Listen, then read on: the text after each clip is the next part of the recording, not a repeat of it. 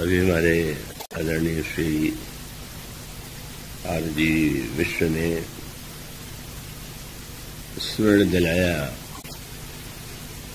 कि चित्रकूट की कथा का यह 108वां प्रवचन है। तो 108 की संख्या को हमारी साधना में, उपासना में बड़ा महत्व दिया गया है। पर भगवान के गुण तो इतने अनंत अगाध हैं कि अनगिनत मालाएं प्राचीन काल से प्रभु के गुणों की गाई गई, बनाई गई, गूंथी गई और इसी को दृष्टिगत रख करके गोस्वामी जी ने एक अनोखी बात कही। कविता और श्री राम के चरित्र का जो उन्होंने गुंफन किया वो अनोखे रूप में किया। उन्होंने ये कहा कि श्री राम का जो चरित्र है, जो गुण है, वह मानो धागा है, वह मानो सूत है, और कविता जो है वह मानो मोती है। बात पढ़ करके बड़ी अटपटी सी लगती है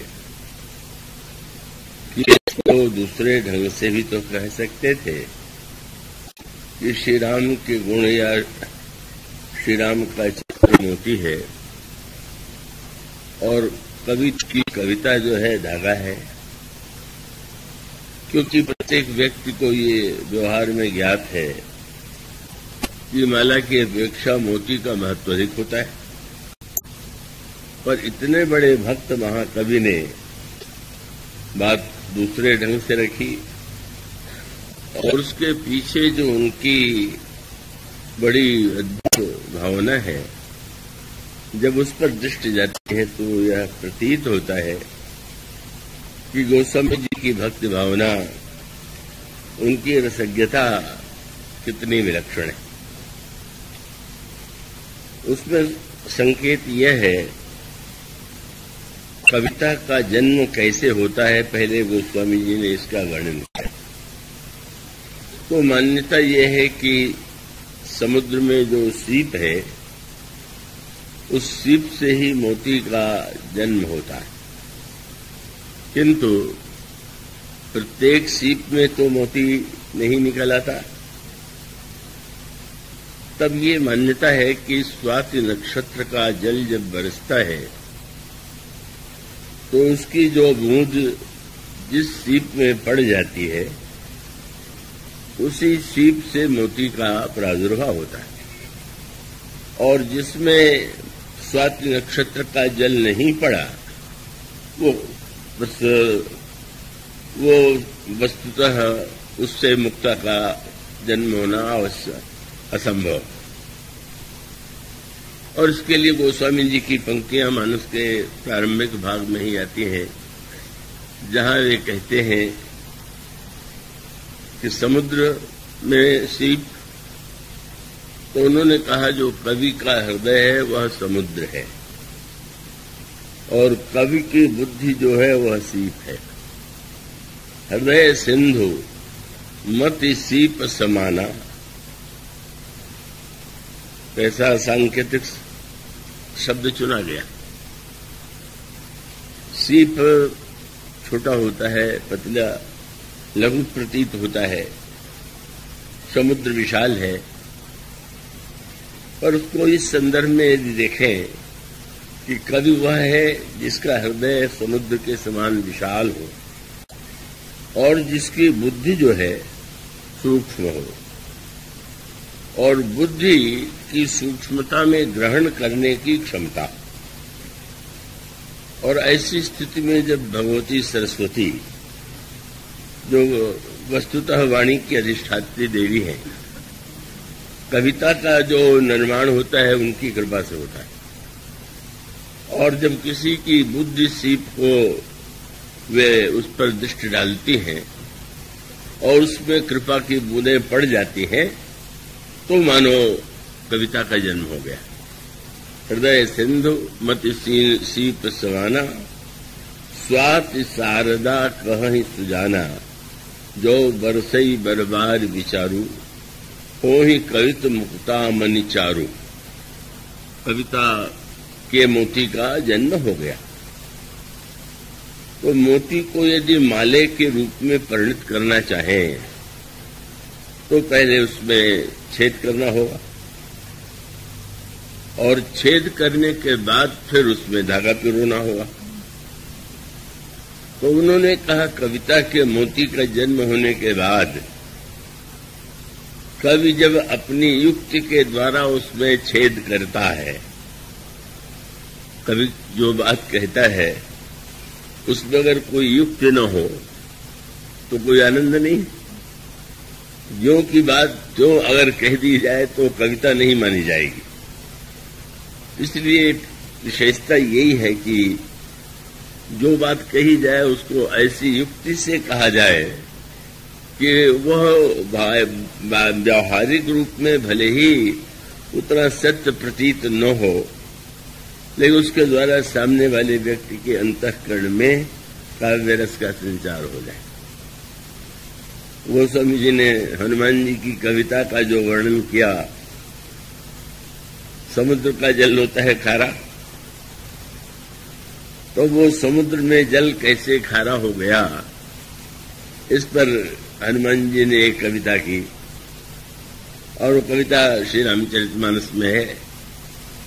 उन्होंने कहा प्रभु, पहला समुद्र जो था, समुद्र का जल जो था वो खारा नहीं था, पर वो सूख गया। सूख कैसे गया?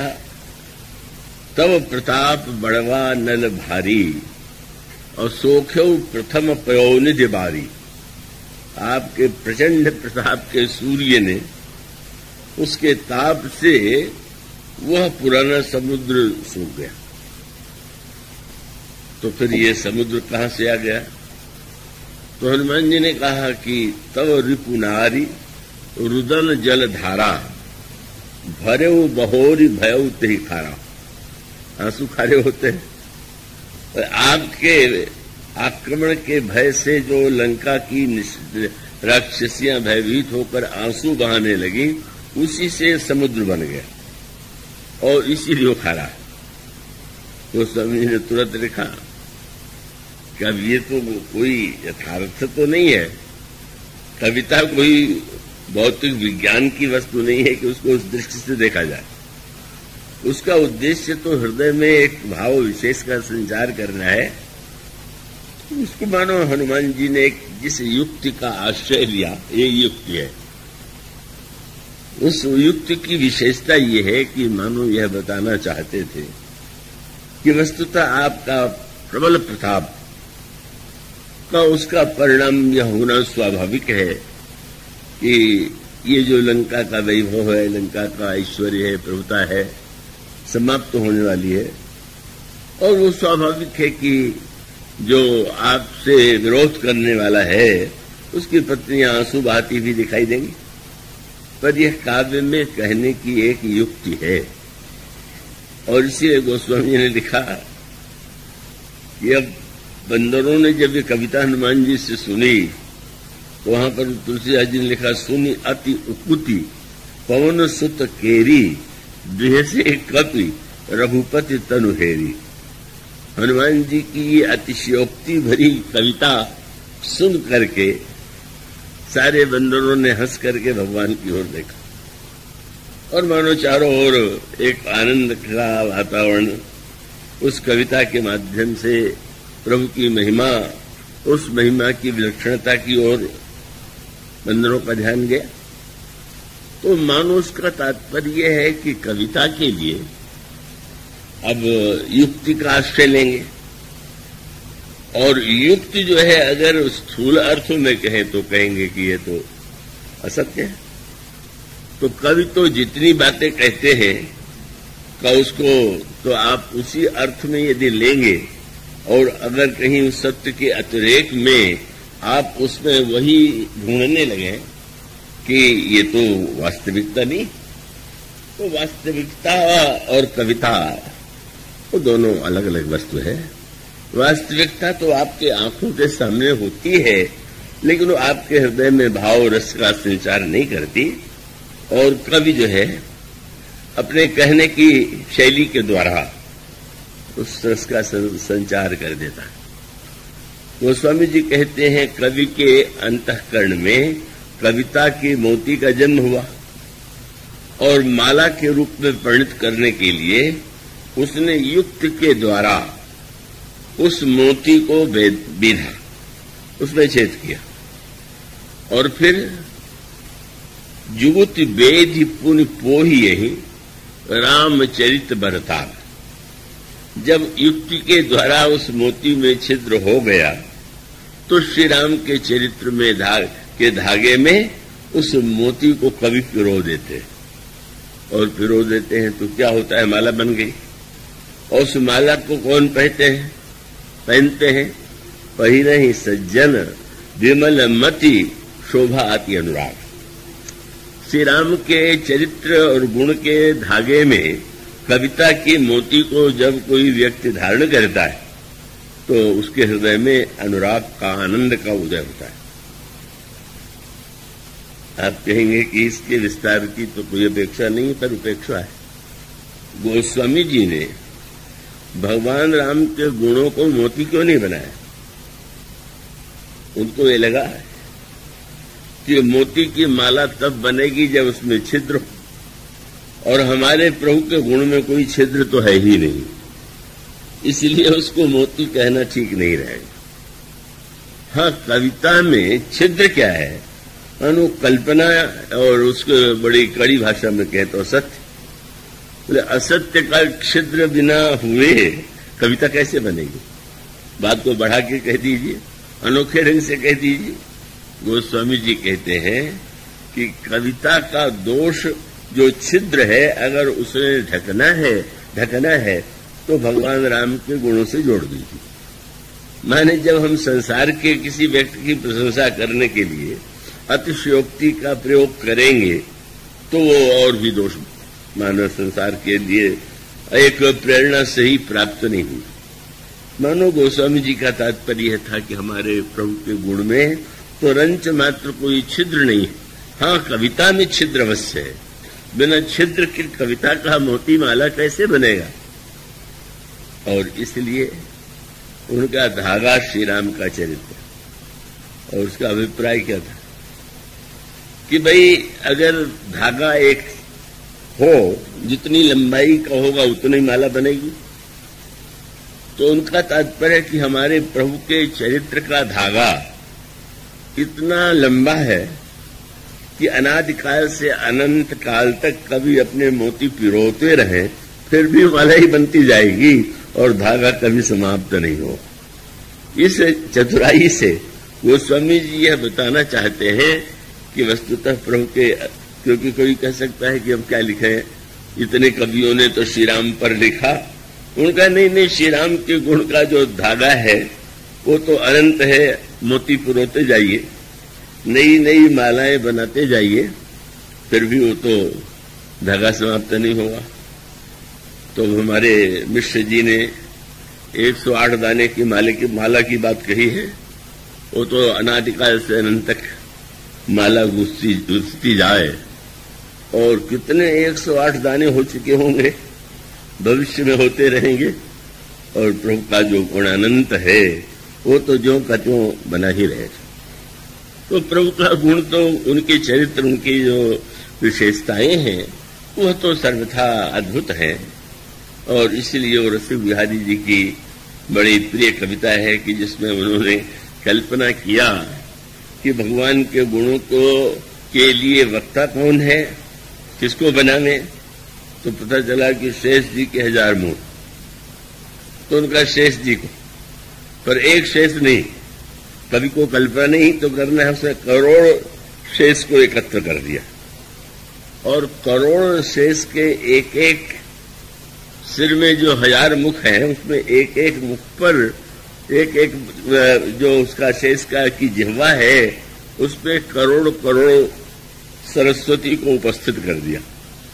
और उसके बाद कवि ने जो लिखा वो कविता, वही कवित्व में भगवान के गुणों की महिमा। बोले हुआ के कोटि शेष, और शेष शेष प्रति कोटि शीश, और प्रति शीश कोटि कोटि मुख प्रगटावेंगे, और प्रति मुख कोटि कोटि रसना धरावे फेरी, प्रति रसना पे कोटि भारती बसावेंगे। और कितने दिनों तक, मान लीजिए हाँ 15 वर्ष हुए, या मुझे तो भूल जाता है, अभी कुछ गणना लोगों ने बताई थी।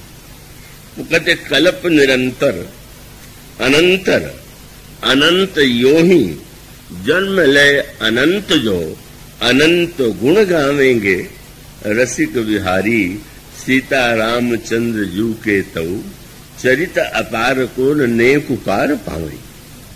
वस्तुतः भगवान के इस अनंत गुणों के संदर्भ में यह तो सौभाग्य है आपका, हम सब, हमारा और सबका, कि जो भगवान के गुणानुवाद की गाथा जो अनेक अनेक महापुरुषों के द्वारा, सरस्वती श्रेष्ठ शारदा के द्वारा गाई गई, और यहाँ भी छतरपुर में भी वह गुणों की स्मृति की जा रही है। 108 दाना पूरा हुआ, पर अनंत काल तक प्रभु के गुणों का स्मरण, प्रभु को गुणों की चर्चा करने के बाद भी व्यक्ति के लिए संभव ही नहीं है कि वो समस्त गुणों का प्रवचन कर सके या उसकी विशेषता बता सके। फिर भी व्यक्ति अपनी अपनी जो उसकी क्षमता है या पात्रता है, उसके द्वारा जैसा उसे प्रतीत होता है वो वैसा कहता है। सब जानत प्रभु प्रभुता सोई, तदपि कहे बिनु रहा न कोई। वह अनंत होते हुए भी, अनिर्वचनीय होते हुए भी, मानो अपनी वाणी को धन्य करने के लिए निज गिरा पावन करण कारण, राम जस तुलसी कहो, रघुबीर चरित अपार वारिध, पार कवि कौने ले हो। तो वस्तुतः बस भगवान के उन अनंत गुणों में से जो गुण हम ग्रहण कर सके, या गुण का एक कण, गुण का एक बिंदु, गुण का की एक छाया भी हमारे अंतःकरण में यदि आ जाए तो हमारा जीवन धन्य हो सकता है।